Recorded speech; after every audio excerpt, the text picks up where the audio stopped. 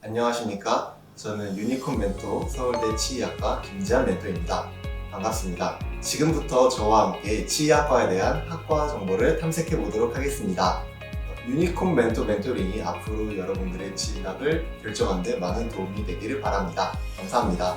서울대는 제가 이름 말을 직접 전하긴 궁금하지만 우리나라의 명실상부한 제1의 대학이고 관악구에 위치한 가장 큰 대학입니다. 그리고 치의학과는 서울대 중에서도 가장 높은 학과 중에 한 곳인데요. 저는 치의학과 현재 3학년 재학 중이고 치의학과 관악 캠퍼스에서 3년 동안 다양한 인문학 전공을 배웠습니다. 그리고 앞으로 4년 동안은 영광 캠퍼스에서 치과 의사가 되기 위해 필요한 생물학적, 화학적 지식을 공부하려고 합니다. 저는 아직 예과 3학년생이라 아직 본과에서의 실습이나 본과에서의 생물, 화학 공부에 대해서 아직 잘 알지 못하는데요. 일단 예과 기준으로 설명을 드리자면 저희 학교 치의학과는 다른 치의학과와는 다르게 예과 과정이 총 3년으로 구성되어 있습니다. 그 3년 동안 여러분들은 다양한 프로젝트 활동을 통해서 인문학적, 비판적, 그리고 창조적 역량을 함양하게 되실 건데요. 치의학 신입생 세미나, 치의학 비판적 사고력, 치의학 사회공업 프로젝트 수업을 통해서 여러분들은 여러분들의 동기와 함께 협력하면서 사회 문제를 해결하고 자신의 비판적 사고를 높이는 능력을 기르시게 될 겁니다. 이를 통해서 여러분들은 본과에서는 배울 수 없는 다양한 인문학적 그리고 삶에 필요한 통찰력들을 기르실 수 있을 겁니다. 그리고 특히 예과 과정에서 중요한 것은 단순히 치의학에만 국한되지 않은 다양한 전공과 배움들을 수강할 수 있다는 것인데요. 저의 경우 스포츠를 좋아해서 이번 학기 7개의 운동 과목을 들으면서 제가 좋아하는 것을 탐색하고 있습니다. 또 제가 치의학과에서 들었던 수업 중에 전공들 중에서 가장 감명 깊었던 것은 예비 의료인의 평화적 문제 해결이라는 강의였습니다. 그 강의를 통해서 치과 의사가 되기 위해 필요한 평화적 문제 해결 방법에 대해서 배우면서 평화란 단순히 소극적인 태도가 아니라 적극적으로 자신의 욕구를 표출하는 법이라는 것을 배우면서 앞으로 치과 의사가 되었을 때 필요한 문제 해결 능력을 기를 수 있었습니다. 취업은 요즘 청년들의 가장 큰 고민거리이죠. 하지만 치의학과는 그런 걱정과는 살짝은 동떨어져 있다고 할 수 있습니다. 일단 자격증을 취득하면 대부분의 사람들이 페이닥터나 개업으로 진출을 하게 됩니다. 그래서 요즘 아무리 과포화 상태라지만 치의학과 말고도 다른 분야들이 전부 다 어려운데 그런 직종들과 비교하면 치의학과는 분명히 큰 메리트가 있다고 할 수 있습니다. 물론 치의학과를 나온다고 해서 꼭 치과 의사만 될 수 있는 것은 아닙니다. 치과 의사 시대를 졸업해서 자신의 치의학적 역량을 사업적 구상과 연결시켜서 의료기기 사업을 하시는 분들도 있고 아니면 보건의료 쪽에 대한 법을 공부하면서 본인이 보건의료 행정공무원이 되시는 분들도 있습니다. 하지만 거의 대부분은 치과의사가 되고 페이닥터로 일하다가 개업을 하는 수순을 밟아간다고 보시면 될 것 같습니다. 일단 저는 어릴 적부터 공부를 열심히 했던 모범생이었습니다. 하지만 이 모범생으로 살면서 가장 큰 저의 문제점이라고 할까요? 그것은 제가 무엇을 좋아하는지, 어떤 직업이 되고 싶은지에 대한 꿈이 없었다는 것이었습니다. 그래서 단순히 성적만 열심히 땄고 그리고 좋은 대학만 가고 싶었지 내가 대학에 가서 무엇이 되고 싶은지 어떤 직업이 되고 싶은지를 정말 몰랐었습니다. 그래서 저는 진학에 대한 고민을 고3 즈음부터 하기 시작했었는데요. 저는 진학에 있어서 가장 큰 중점을 제 워라밸로 두었습니다. 워크앤라이프 밸런스라고 저는 공부를 하면서 늘 느꼈던 것이 너무 한 가지 일에만 집중하는 것은 너무 저에게 힘들었었던 것 같습니다. 그래서 제가 열심히 일을 하면서 좋은 수익을 내면서도 나의 개인생활, 내가 좋아하는 취미 활동을 즐길 수 있는 직업을 선택해야겠다는 생각을 많이 했었습니다. 그래서 어떤 직업을 선택할 수 있을까 많이 고민을 했었는데요. 일단 의대도 생각을 해보았습니다. 하지만 저는 과연 내가 좀 마음이 약하고 책임감은 강하지만 마음이 약한 제가 사람의 목숨까지 담당할 수 있는 전문적인 의사가 될 수 있을까? 라는 의구심을 품었었습니다. 그래서 많은 고민을 한 끝에 아버지와 상담하고 담임 선생님과 상담하면서 치대를 결정하게 되었는데요. 제가 치대를 결정하게 된 이유는 크게 두 가지였습니다. 첫 번째, 일단 제가 치대에 진학하면 치과 의사로서 적성이 있다고 느꼈습니다. 저는 예전부터 약간 손글씨를 예쁘게 쓰기 좋아하거나 그림을 그리는 것을 좋아했는데요. 저의 이러한 그 예술적인 역량이 치과의사가 되는데 큰 도움이 될 수 있다는 것을 느꼈습니다. 그리고 두 번째, 치과의사는 워라밸을 즐길 수 있는 정말 좋은 직종 중에 하나입니다.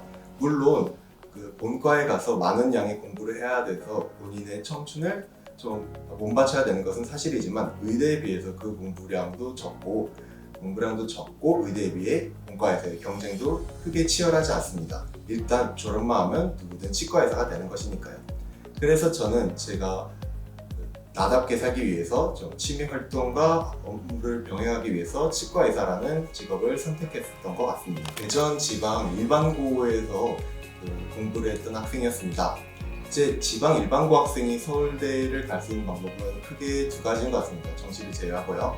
수시 전형으로 이제 지역균형 선발 전형과 일반 전형. 일단 저는 지역균형 선발 전형으로 서울대 치대를 진학하였습니다.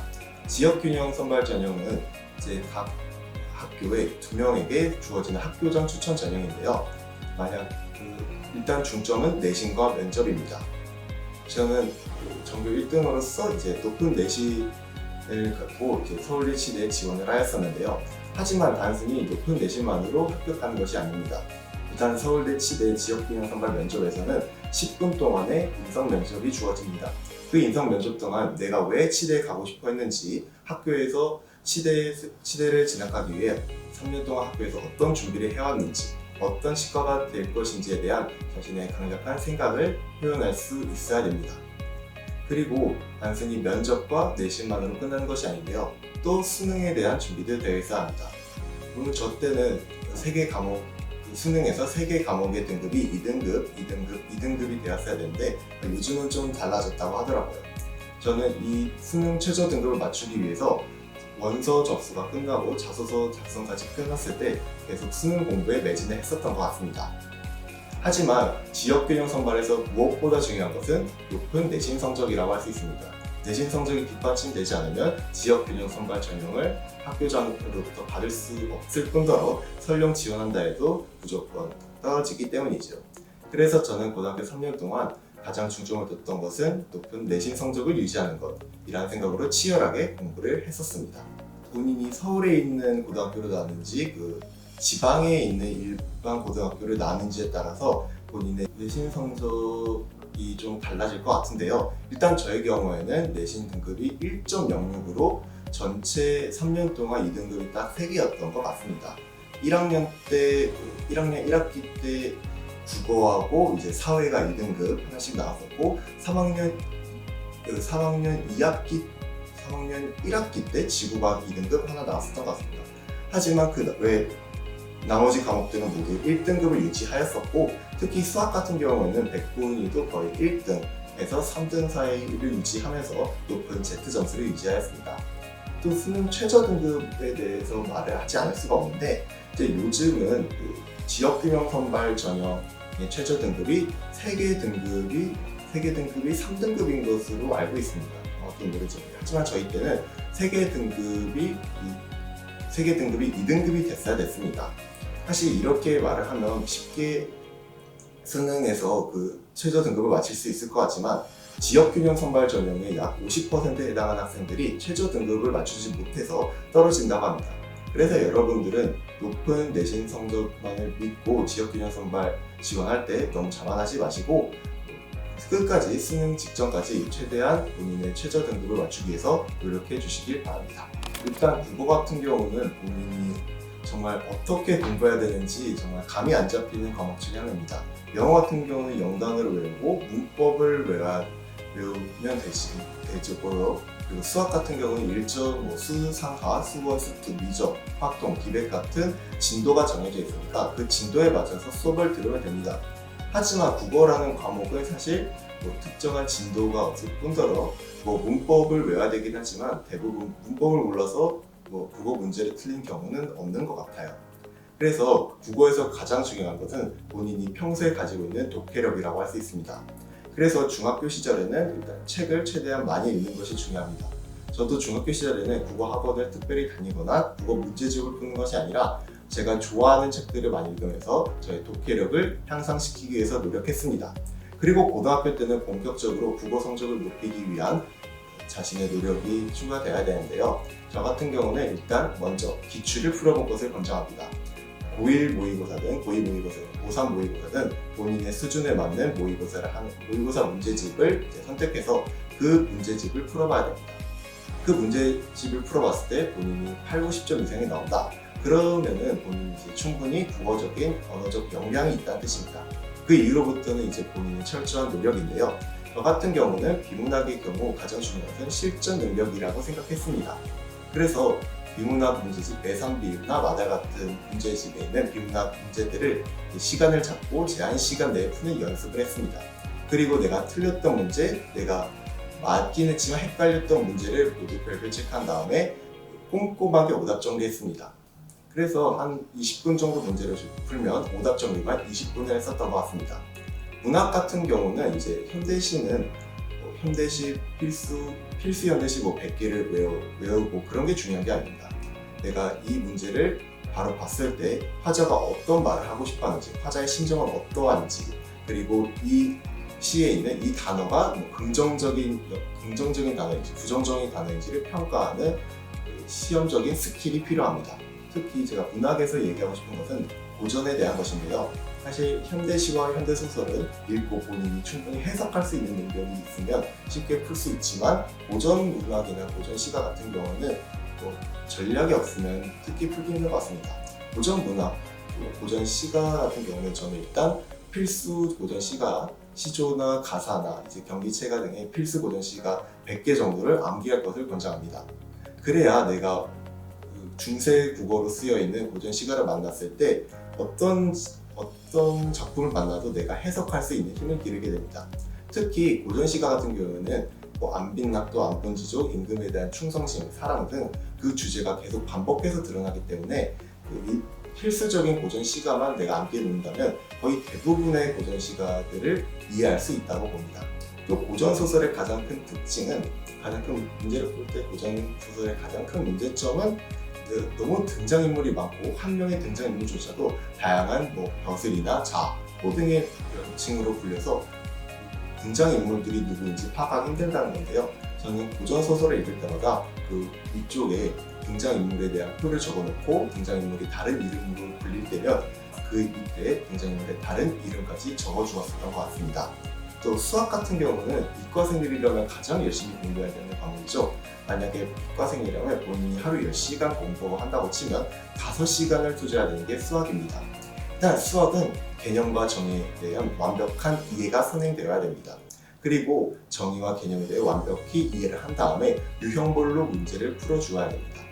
그리고 유형별로 문제를 풀어준 다음에는 기출을 풀면서 본인이 풀 수 있는 문제들을 계속 많이 풀어주어야 됩니다. 수학에서 정말 중요한 것은 단순히 기계적으로 문제를 푸는 것이 아닙니다. 내 어떤 문제를 보고 이 조건에서 왜 이 개념이 쓰였는지, 왜 이 공식이 쓰이는지에 대한 본인만의 명확한 논리적 프로세스가 필요합니다. 그렇게 매 순간마다 자신의 논리가 쌓여 있어야 나중에 고난도 수능 30번, 21번 문제를 풀 때도 아낌없이 본인의 풀이 방식대로 문제를 풀 수 있게 되는 것이지요. 수학에서 특히 중요한 것은 제가 늘 말씀하지만 쉬운 문제 100개를 푸는 것도 중요하지만 어려운 문제 1개를 1시간, 2시간 잡으면서 스스로 풀어내는 것도 중요합니다. 쉬운 문제 100개를 풀면 자신의 계산 실수를 줄일 수 있고 내가 수학을 공부하고 있다는 심리적 안정감과 자신감을 주긴 하지만 실제 실력 향상에는 크게 도움이 되지 않는 것 같습니다.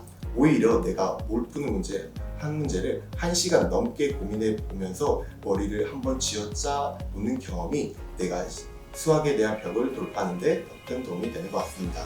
근데 영어 같은 경우는 이제 사실상 암기 과목의 측면이 많다고 생각합니다. 고등학교에서 문제 출제되는 문법들을 필수적으로 암기하고 또 시중에 나와 있는 영단어집을 본인의 수준에 맞춰서 지속적으로 7, 8번씩 반복해서 암기해 준다면 영어의 성적은 계속 향상되는 게 느껴질 것입니다. 본인의 영단어, 문법적인 역량만 쌓인다면 그 이후로부터는 계속 기출문제 풀이와 오답 정리를 통해서 문제풀이 스킬만 늘려주시면 될 것 같습니다. 또 암기 과목을 어떻게 공부해야 되는지에 대한 정말 많은 학생들의 고민 상담이 있었는데요. 저 같은 경우는 이렇게 말합니다. 저는 정말 암기에 취약한 사람입니다. 전 대학에 와서도 한번 읽고 한번 수업을 듣고는 머릿속에 남는 게 거의 없는 사람인 것 같아요. 그래서 저는 암기 과목을 공부할 때마다 제가 스스로 문제를 만듭니다. 제가 직접 만든 공책에 화이트로 특정 개념 같은 것을 지워 놓는다거나 아니면 제가 사회나 기가 같은 것을 공부할 때 스스로 그 개념에 대한 그리고 문제 출제될 수 있는 포인트들에 대해서 스스로 문제를 만들어 봅니다. 그렇게 혼자 문제를 100개, 50개에서 100개 정도 만들고 스스로 답을 하다 보면 내가 무엇을 모르는지 무엇을 알고 있는지를 명확히 파악하게 됩니다. 암기에서 정말 중요한 것은 모든 것을 암기하는 게 아닙니다. 제가 쭉 읽었을 때 한 번에 이해할 수 있는 것, 한 번에 암기할 수 있는 것은 그냥 읽고서도 암기가 됩니다. 정말 중요한 것은 내가 아무리 봐도 이해되지 않고 아무리 봐도 머릿속에 들어오지 않는 것들을 암기해 주는 건데요. 저는 이러한 것들을 스스로 문제를 만들면서 이제 확인을 했고, 그 중에서 외워지지 않는 것들은 제가 노래를 직접 만들거나 아니면 이미지 연상법을 만들거나 아니면 시험 때 가장 또래식 격에서 시험 직전에 외우거나 하는 방법을 통해서 암기 과목을 공부했었던 것 같습니다. 일단 저에게 가장 어려웠던 과목은 국어라고 할 수 있습니다. 사실 다른 과목들은 수업을 듣고 개념을 암기하고 문제를 풀면 되지만 국어 같은 경우는 가장 막막했던 것 같아요. 국어 성적을 올리기 위해서 무엇을 암기해야 되는지, 문제를 잘 풀기 위해서 어떤 스킬을 써야 되는지를 아예 몰랐었기 때문이죠. 실제로 제가 서울대 친구들한테 물어봐도 국어 성적을 심지어 잘 맞은 학생한테 물어봐도 내가 국어 공부는 어떻게 해야 성적이 오르는지 모르겠다라고 말하는 학생들이 많습니다. 그 정도로 국어는 정말 성적을 올리기도 가장 막연하고 어떻게 공부해야 되는지도 잘 모르겠는 과목 중에 하나인데요. 저 같은 경우는 국어는 결국 이제 실전 능력이라고 생각했습니다. 저는 국어 문제집을 다양하게 풀지 않았습니다. 그냥 단순히 이제 평가 문제, 6월 평가원, 9월 평가원 문제와 수능 문제를 거의 3개년만 한 3번, 4번 반복해서 풀어줬던 것 같습니다. 그리고 그 문제들을 반복해서 풀어줄 때 무엇을 중점적으로 보냐면 바로 시간 관리였습니다. 실제 국어 수능 시험장처럼 딱 시간을 스탑워치로 재고 그 제한된 시간 내에 풀기에 노력했습니다. 이때 제가 정말 중점을 뒀던 것은 이제 시간 관리 능력인데요. 제가 문제를 풀다가 어떻게 풀어야 되는지 좀 모르겠는 문제가 있으면 과감하게 그나마 그럴듯한 답을 찍고 넘어갔습니다. 혹은 아니면 아예 모르겠는 문제는 별표를 치고 아예 뒤로 장으로 넘어간 뒤에 시간이 나오면 다시 돌아와서 풀었습니다. 특히 국어 모의고사나 수능 기출을 보면 특히 국어가 그런데 저는 둘 중 해시라고 얘기합니다. 선택지 나머지 3개는 답이 아닌 것을 확실히 알겠는데 딱 2개가 헷갈립니다. 이게 1번이 답인 건지 4번이 답인 건지 분명 2번, 3번, 5번은 답이 아닌데 1번, 4번 중에 너무 헷갈려.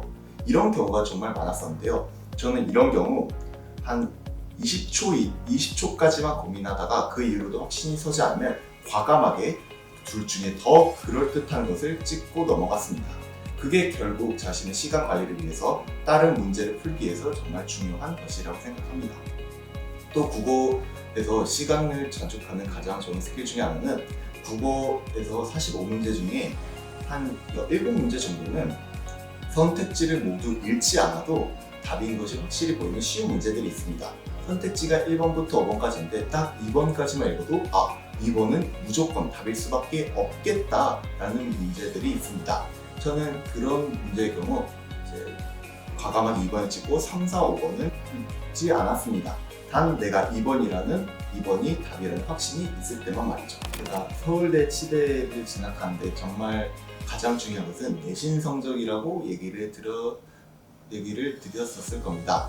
이 내신 성적에 목숨을 걸어야지만 서울대 치대에 진학을 할 수 있다고 저는 생각을 합니다.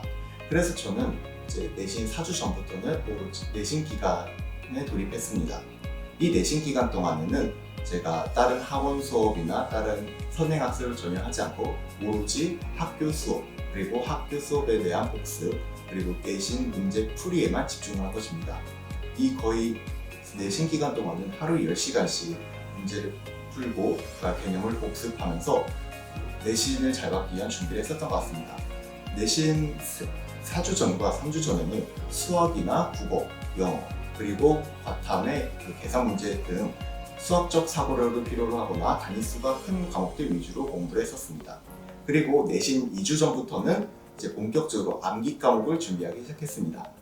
이 암기 과목은 너무 일찍 시작하기보다는 한 2주 전부터 시작하는 것이 공부의 효율에도 좋고 실제 시험 당일날 머릿속에 남는 것도 더 많은 것 같더라고요. 그래서 그렇게 내신 준비를 4주 동안 하고 마무리하면 본인의 내신 성적을 잘 받았는지 못 받았는지 확인을 할 수 있을 겁니다. 그러면 내신 기간이 끝났다고 단순히 이제 놀고 다음 내신을 바로 준비하는 것이 아니라 본인 중간고사 때, 기말고사 때 이 선생님께서 어느 교재에서 출제를 했었는지, 어느 포인트로 문제를 출제했었는지, 수업에서 흘러가듯 말한 내용에서 주로 출제를 하였는지, 아니면 수업에서 필기를 한 내용에서 직접적으로 출제하는지를 모두 철저하게 분석해야 됩니다. 결국 고등학교 내신이라는 것은 3년 동안 동일한 학교에 다니면서 계속 반복적으로 똑같은 선생님 밑에서 공부하게 될 확률이 있습니다. 그래서 각 선생님마다 어떤 스타일로 문제를 출제하는지를 분석해야 하면 나중에 고2, 고3 때 더 높은 내신 성적을 딸 수 있는 확률이 높습니다. 시대 진학을 위해서 면접도 준비를 해야 되는데요. 사실 지역균형 선발 면접의 경우에는 크게 부담감이 있다고 생각하지는 않습니다. 아직 10분밖에 되지 않은 면접이고 여기서 내가 치과의사로서의 역량을 물어본다기보다는 인성 면접, 그래서 치과의사로서 적합한 인성을 지니는지, 내가 치과의사가 되기 위해서 어떤 노력을 해야 하는지를 그냥 간단하게 질문하는 면접이라고 생각하시면 될 것 같습니다. 그래서 지역균형 선발을 통해서 서울대 치대 진학을 원하시는 분들은 이제 면접에는 크게 부담을 갖지 않으시되 이제 본인이 왜 서울대 치대에 진학하고 싶은지에 대한 명확한 이유를 자신감 있게만 설명해 주시면 된다고 보면 될 것 같습니다. 이제 서울대 치대 진학을 위해서 저는 자소서를 작성을 했었는데요. 저는 사실 고2, 고3에 이르기까지 늘 진로 활동이 의료계에 관련된 건 아니었습니다. 오히려 고1, 고2 때는 공대 관련 직업을 진로 희망에 적었다가 고3 때 뒤늦게 치과의사가 되고 싶다고 바꾼 케이스였는데요. 저는 그래서 자소서에서 내가 비록 고1, 고2 때부터 치과의사가 되고 싶어 한 건 아니었지만 내가 어떤 직업을 가지든 남에게 봉사하고 싶고 나의 능력을 남에게 베풀어서 사회에 공헌하고 싶다는 포부가 있었습니다. 그 포부를 실현할 수 있는 것이 치과의사도 저의 그런 가치관과 포부를 실현하는 데 맞다고 생각을 했었기 때문에 제가 비록 치과의사를 미리부터 준비한 것은 아니었지만 이 치과의사가 되는데 부족함이 없다는 것을 은근히 어필하려고 노력했던 것 같습니다. 네, 저는 일단 생기부 같은 경우에는 이제 제가 아까 말씀드렸다시피 고1, 고2 때는 크게 의료계에 대한 생각이 없었기 때문에 의료계 혹은 의대나 치대에 대한 내용이 크게 없었던 것 같습니다. 하지만 고1, 고2 때 지속적으로 보였던 것은 제가 학업에 대해서 큰 관심이 있어왔고 그 학업적 능력을 제가 향상시키기 위해서 많은 노력을 했다는 것이었습니다. 동아리 활동을 통해서든 탐구 보고서 작성을 통해서든 혹은 탐구 보고서 작성을 통해서든 독서를 통해서든 동아리 활동을 통해서든 말이죠. 제가 그래서 고3 때 생기부 작성에 있어서 정말 중시했던 것은 내가 왜 치과의사가 되고 싶어 했는지, 왜 치과의사가 뒤늦게 되고 싶어 했는지를 설명하는 것이었습니다.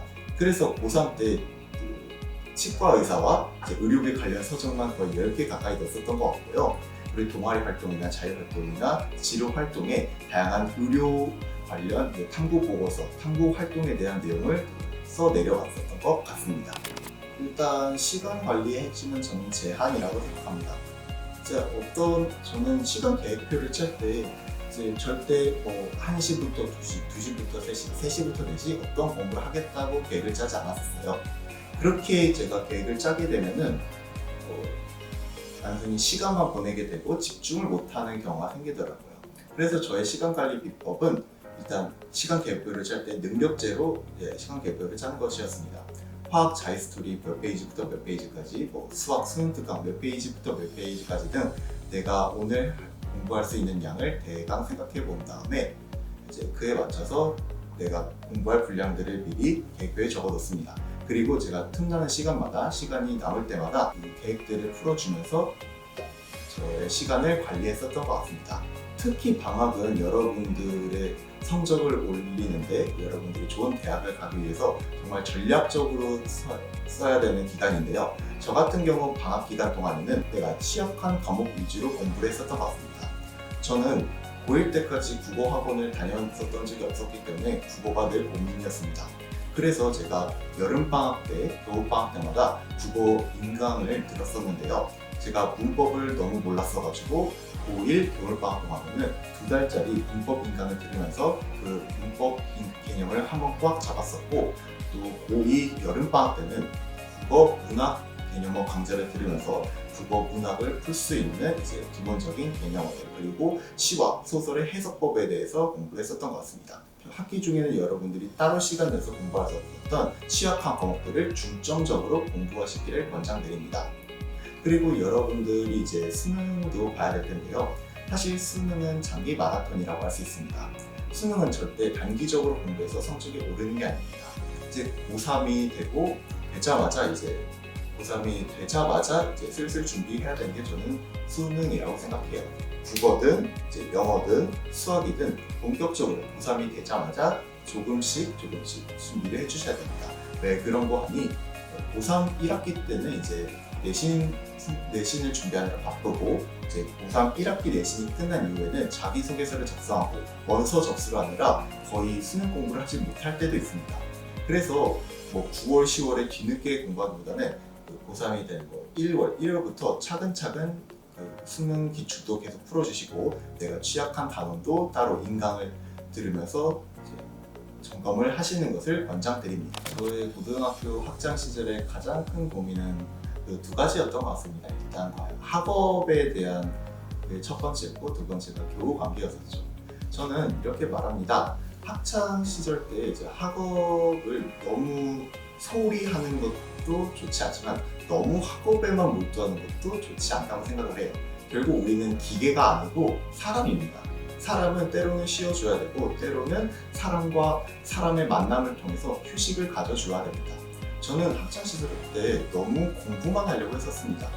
근데 그렇게 되니까 문제가, 한 달이 있었다고 하면 30일 내내 공부만 하려고 했었는데, 실제로 그렇게 되면 실제 내가 공부에 몰입할 수 있는 시간은 10일, 20일이 채 되지 않았던 것 같습니다. 저는 오히려 30일이 있으면 25일은 아예 친구들과 좋은 시간을 보내고, 그 나머지 25일 동안 공부에 매진하는 것이 장기적으로 봤을 때 훨씬 더 도움이 된다고 생각을 합니다. 특히 여러분들은 이제 점점 고등학교 때 학년이 가면서 고민이 많아질 것입니다. 고1, 고2 때 학생들의 표정, 마음가짐과 고3 때의 표정과 마음가짐은 특히 다른 것 같아요. 고1, 고2 때 이제 공부에 큰 관심이 없고 공부에 큰 뜻이 없었던 친구들도 고3이 되니까 정말 얼굴 속에 수심이 가득하고 이제 저를 많이 부러워하더라고요. 공부 한 번 안 된 친구가 계속 책상에 앉으면서 공부를 하려고 하면서 공부 잘하는 네가 부럽다, 나도 좀 공부 열심히 할걸, 이라는 말을 많이 하더라고요. 고등학생들은 어쩔 수 없이 대학 진학을 앞두게 되면 자신의 진학이 나중에 먹고 사는 문제가 연결되면서 정말 많은 고민을 하게 되는 것 같습니다. 그래서 스트레스도 많이 받고, 어떤 친구들은 많이 울기도 하고 우울증도 겪는 것 같더라고요. 하지만 저는 여러분들께 늘 이런 말씀 드리고 싶습니다. 이 또한 지나가리라고요. 여러분들이 지금 이렇게 고생하고 힘들어하는 건 모두 시간만 지나고 나면, 대학만 지나고 나면 친구들과 즐겁게 떠들고 이야기할 수 있는 추억거리가 될 것입니다. 그리고 만약 여러분들이 그 고생을 해서 결과만 좋다면 그것은 여러분들의 인생에 정말 하나의 큰 뿌듯한 자랑거리로 남아있을 것입니다. 그래서 여러분들이 너무 지금 힘들어해도 거기에 너무 개념치 마시고, 공부할 때는 열심히 공부를 하고, 그리고 쉬는 시간, 그리고 휴일에는 친구들과 가끔 시간도 보내고, 가끔 시내도 가보고, 노래방도 가고, 당구장도 가면서 휴식도 취해주면서 공부와 휴식의 밸런스를 맞춰주었으면 좋겠습니다. 이런 얘기를 하면 좀 웃기긴 한데, 저는 사실 고등학교 3년 내내 좀 너무 많이 고생을 했었습니다. 너무 내신 성적을 따는데도 너무 지쳐 있었고, 친구들과 놀고 싶은 거 너무 참아가면서 공부를 했었다 보니까 심신으로 많이 지쳐 있었던 상황인 것 같아요. 그래서 제가 수능이 끝나고 난 이후에는 어떤 대학을 붙어도 상관없다. 나는 그냥 좀 쉬고 싶다라는 마인드였던 것 같습니다. 그래서 제가 서울대 치대를 합격을 통보받았을 때 저는 사실 침대에 누워서 자고 있었습니다. 갑자기 침대에 누워서 자고 있는데 누가 거실에서 비명을 지르시더라고요. 저희 어머니께서 학년부장 선생님께 전화를 받고 제가 서울대 치대 합격했다는 통보 문자를 받은 것이었습니다. 그래서 엄마가 너무 화들짝 놀라면서 이제 흥분하시면서 저한테 재환아, 이제 너 서울대 치대 합격했어 라고 이야기를 하셨는데 저는 자고 있다가 아 그래? 알았어 한 다음에 바로 다시 자기 시작했습니다. 사실 생각보다 그렇게 크게 기뻤다거나 그런 건 아니었고 합격했구나 라는 마인드가 전 다였었던 것 같습니다. 저는 대학에 와서 정말 많이 변한 사람이라고 생각을 합니다. 고등학교 때는 저는 계속 대전에 중부 지역 일반고에 갇혀 지내면서 뭔가 억압된 삶을 살았었고 뭔가 자유롭다고 느껴지진 않는 삶을 살았던 것 같아요. 근데 이제 서울로 대학을 가고 내가 거기서 기숙사도 혼자서 살아보고 뭐 자취도 스스로 해봐야 되고 아예 새로운 사람들을 만나고 새로운 활동들을 하다 보니까 식견과 견문이 정말 많이 넓어졌다는 생각을 합니다. 그리고 내가 고등학교 시절에는 정말 내가 대단한 사람이고 내가 세상에서 최고라고 생각을 했었는데 이 세상에는 정말 다양한 사람들이 있고 다양한 능력과 정말 대단한 능력과 다양한 생각을 가진 사람들이 있다는 걸 배우다 보니까 더 겸손해지고 내가 저 사람들을 배우기 위해서 더 많은 노력을 해야겠구나 라는 것을 정말 많이 느꼈었던 것 같아요. 특히 고등학생 때와 대학생 때 정말 달라진 제가 생각이 많이 변했던 거는 뭔가 시대가 변화했다 라는 생각을 정말 많이 했었습니다. 저는 고등학교 때 약간 이제 무슨 90년대, 00년대에 공부만 열심히 해야 된다, 공부하면 네가 무조건 잘 살 수 있다, 출세할 수 있다 라는 마인드로 사실 공부를 했던 게 사실입니다. 하지만 대학에 와서 서울에서 많은 친구들이 어떻게 사는지를 보고 직접 과외도 해보면서 학생들을 가르쳐 보니까 느낀 게 이제 요즘 시대는 본인이 무엇을 좋아하는지 무엇을 했을 때 가장 행복할 수 있는지가 정말 중요하다는 것을 많이 깨달았습니다. 고등학교 때는 내가 무엇을 좋아하는지 좋아하는 일을 하는 것에 몰두하기보다는 무조건 공부 이랬었는데 대학에 와서는 내가 좋아하는 것 하는 것조차 경쟁력이구나 라는 걸 느끼게 되면서 그때부터 내가 무엇을 좋아하는지 내 취미는 무엇인지를 탐구하기 시작했었던 것 같습니다. 그래서 오히려 고등학생 때보다 더 충만하고 더 즐겁고 행복한 삶을 살 수 있었던 것 같습니다. 네, 일단 저는 사실 코로나가 없었던 이제 19학번 새내기 시절을 보낸 사람 입장으로서 정말 즐거운 새내기 시절을 보냈었던 것 같아요. 특히 저희 서울대 치대 학과에는 정말 다양한 동아리들이 존재합니다. 댄스 동아리가 있고 이제 오케스트라 동아리도 있고 밴드 동아리도 있고 축구 동아리, 농구 동아리 정말 다양한 동아리들이 있어요. 그래서 저는 이제 1학년 때는 제가 한 번도 쳐본 적 없던 댄스를 추기 위해서 댄스 동아리에 가입을 했었고 피아노를 못 쳤지만 피아노를 한번 잘 쳐보기 위해서 오케스트라 동아리에 가입을 했었습니다. 그 1년 동안 공연 준비를 하면서 정말 고생도 많이 했어요. 마음고생도 많이 했고 하지만 1년 동안 준비하고 딱 이제 연말에 공연을 했을 때 그 공연을 성공적으로 마무리하고 나의 지인들, 내 친구들, 내 가족들이 와서 꽃다발을 전해주고 축하를 했을 때 그 공연이 아직도 잊혀지지 않습니다. 특히 댄스 동아리가 끝난 직후 제가 제 친구들한테 아주 깜짝 선물을 받았었는데 그때만큼 인생 행복했던 기억이 별로 없었던 것 같아요. 그리고 사실 저희 서울대 가장 큰 좋은 점 중에 하나가 정말 동아리가 다양합니다. 제가 사실 1학년 때는 열심히 댄스 동아리도 하고 오케스트라 동아리도 하지만 제가 그 댄스와 악기에 큰 재능이 없다는 것을 알고 내가 정말 잘할 수 있는 일을 찾아다녔었는데요. 저희 서울대학교에 다양한 동아리들이 있다고 했잖아요. 정말 이런 동아리, 이런 단체가 있을까 싶은 동아리나 단체도 있더라고요. 저는 이제 여행 동아리를 하면서 다양한 국내 여행지들을 정말 많이 돌아다녔었고 최근에는 이제 교환학생 버디 프로그램에 참여하면서 외국인 친구들과 식당과 카페를 가고 경복궁에 가는 등 다양한 즐거운 활동들을 하고 있습니다. 또 제가 요즘 활동하고 있는 동아리는 러닝 동아리와 산악 동아리입니다. 러닝 동아리를 통해서 현재 마라톤을 준비하고 있고 산악 동아리를 통해서 클라이밍과 설악산 등산 등 다양한 제가 정말 즐거워하는 일들을 매진하고 있습니다. 그래서 여러분들이 이제 진학에 고민하실 때 저는 서울대 서울대와 서울대 치대가 정말 좋은 옵션이라는 걸 말씀드리고 싶어요. 여러분들이 대학에 와서 다양한 동아리를 하면서 다양한 사람들을 만나고 내가 정말 좋아하는 일에 몰두할 수 있는 환경을 정말 잘 제공해주는 학교이기 때문입니다. 서울대학교 치의학과는 제가 앞서 말씀드렸다시피 다른 학교의 치의학과나 의대와는 다르게 예과 과정이 3년이라고 했잖아요. 저는 이 3년의 시간을 정말 제가 하고 싶은 거 다 하면서 살았다고 생각을 하는데, 특히 기억에 남는 건 3학년 1학기 때의 교환학생입니다. 다른 친구들은 이제 예과 과정이 2년이라서 교환학생을 생각하지 못하는데, 저희 치의학과의 경우는 3년 동안의 시간이 주어지니까 3학년 1학기에는 무조건 필수적으로 들어야 되는 전공이 없어요. 그래서 이 3학년 1학기 이용해서 교환학생을 다녀오는 친구들이 많은데요. 저 같은 경우에는 3학년 1학기 때 오스트리아 린츠 요하네스 케플러 대학에서 이제 교환학생 생활을 했었습니다. 늘 즐겁고 계속 행복한 일만 있고 그랬었던 건 아니었지만, 제가 한 학기 동안 이제 아예 가족도 없이 친구도 없이 해외에서 생활을 해보면서 많은 것을 배웠고 내가 앞으로 어떻게 살아가야 될지를 좀 많이 고민했었던 것 같습니다. 또 평소 한국에만 있었다면 만나지 못했을 다양한 외국인 친구들을 만났고, 유럽에서 남들이 코로나19 때문에 해외여행을 같이 못할 때 혼자 유럽에서 이제 거의 나라를 11개 정도 여행했었던 기억이 납니다. 교환학생을 가면서 이제 내가 어떤 사람인지를 정말 많이 배웠었던 것 같습니다. 사실 이제 한국에서는 내가 그 전부터 보았던 친구들이 있고 계속 같이 살았던 가족들이 있고, 심지어는 내가 계속 공부를 하면서 얻은 서울대 치대라는 스펙이 있잖아요.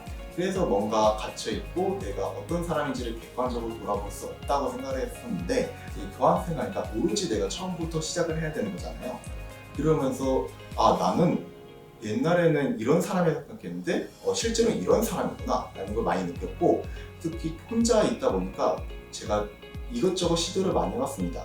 그러면서 나는 이런 거 할 때 너무 즐겁고 행복해하는 사람이구나 라는 것을 느끼게 되면서 앞으로 내가 어떻게 해야 행복한 삶을 살아갈 수 있는지를 많이 고민해본 것 같습니다. 대학에 온다고 늘 즐거운 일들만 있는 거 아닙니다. 제가 말씀드렸다시피 저는 좀 대학에 와서 방황을 좀 했었던 것 같습니다. 고등학교 때 내가 좋아하는 일, 이제 나를 돌아보고 내가 무엇을 좋아하는지를 돌아보면은 이제 앞만 보면서 성적 따는 데만 매진했었기 때문에 대학에 와서 정말 많은 고생을 했었던 것 같아요. 하지만 저는 오히려 그런 어려움을 내가 즐거워하는 것, 내가 몰입할 수 있는 것에 몰두하면서 이제 이겨냈었던 것 같습니다. 제가 러닝을 좋아하는데 이제 매일매일 러닝을 하면서 힘든 순간을 잊고 내가 어떤 것을 하고 있고 성취하고 있고 발전하고 있다는 감각을 느끼면서 이제 극복을 했었고, 특히 제가 학생들을 가르치고 학생이 성장하는 모습을 보는 것을 즐거워하는데요. 이제 그래서 제가 힘들 때 과외나 멘토링 등의 일에 몰두하면서 힘든 것을 잊어버렸던 것 같습니다. 그리고 과외를 하면서 제가 가르치는 과외 학생이 계속 실력이 향상하는 게 보이고, 공부의 뜻이 없던 학생이 제가 너무 좋아서 공부를 시작했다라는 말을 하는 것을 들을 때는 정말 기분이 좋더라고요. 학창 시절로 돌아가면 운동을 좀 더 많이 하고 싶습니다. 왜냐하면 이제 청소년기에 형성된 기초 체력은 성인이 되어서도 크게 바뀌지는 않는 것 같더라고요. 아무리 노력을 해도. 그래서 성인이 돼서 어떤 내가 꿈을 이루고 싶고 어떤 공부를 하고 싶을 때 정말 중요한 게 전 체력이라고 생각해요. 특히 성인 때는 워낙 해야 될 게 많기 때문에 체력이 부족하면 좀 벽이 생기거든요. 그래서 저는 이제 고등학교 때 운동을 정말 안 했던 스타일이었는데 그게 좀 많이 후회가 되더라고요. 제가 고등학교 때 공부만 하지 말고 공부하는 시간을 좀 줄여서 그 시간에 운동에 투자했으면 장기적으로 보면 오히려 공부에 더 도움이 되지 않았을까, 내 인생에 도움이 되지 않았을까라는 생각을 정말 많이 했습니다. 그래서 저는 학창 시절로 돌아간다면 친구들과 할 수 있는 다양한 운동들, 달리기라든지 축구라든지 농구 등 내 체력을 기를 수 있는 운동을 좀 해보고 싶습니다. 일단 현재 저는 아직 예과 과정에 있는 학생이고 문과 공부를 아직 해보지 못했기 때문에 정확히 치과 의사가 어떤 일을 하는지, 어떤 것을 공부해야 되는지, 치과 의사로서 어떤 보람을 느낄 수 있는지는 아직 잘 모른다고 말씀드리는 게 좀 솔직한 것 같습니다. 하지만 제가 내과 과정 3년 동안 이제 제가 느낀 것이 사람은 결국 본인이 행복하고 즐거운 일을 해야 된다는 것입니다. 그 행복하고 즐겁게 할 수 있는 일은 두 가지를 통해서 이룰 수 있다고 생각해요. 남에게 봉사하고 남에게 이제 도움이 될 수 있는 일을 통해서, 그리고 두 번째, 본인이 정말 즐거워하는 일, 본인이 몰입할 수 있는 일을 통해서. 그래서 저는 이제 치과 의사가 되더라도 이제 늘 그걸 생각할 것 같습니다. 내가 어떤 치과 의사가 돼서 어떤 일을 해야 남에게 봉사할 수 있고 남에게 이로운 이제 영향을 줄 수 있는 치과 의사가 될까? 또 치과 의사로서 어떻게 살아가야 내가 정말 더 몰입할 수 있고 스스로 너무 즐거워서 치과 의사 일을 더 열심히 할 수 있을까? 이걸 그래서 본과 때도 계속 그 부분을 고민하고 또 고민할 것 같아요. 그 문제는 아마 성인이 돼서 30, 40대가 돼서까지도 계속 고민할 문제가 아닌가 싶습니다. 저는 이제 오늘을 살라고 이야기해주고 싶습니다. 과거는 이미 떠나간 것이고 이제 미래는 아직 보이지 않는 거잖아요. 과거에 대한 후회, 미래에 대한 불안에 사로잡혀서 오늘을 너무 힘들게 사시는 것보단 오늘 하루하루를 이제 더 의미 있고 더 열심히 살아보고 더 몰입하면서 지내면 언젠가 그게 쌓이고 쌓여서 여러분들에게 좋은 결과로 나타날 것이라고 생각합니다. 여러분들 정말 지금 고민도 많고 불안하기도 하고 걱정도 많겠지만 결국 시간이 해결해 줍니다. 언젠가 지나가면 여러분들이 그 고민했던 시간, 여러분들이 고생했던 모든 시간, 여러분들의 골든 에이지라는 것을 깨닫게 될 것입니다. 파이팅! 이라는 말씀을 드리고 싶습니다. 파이팅!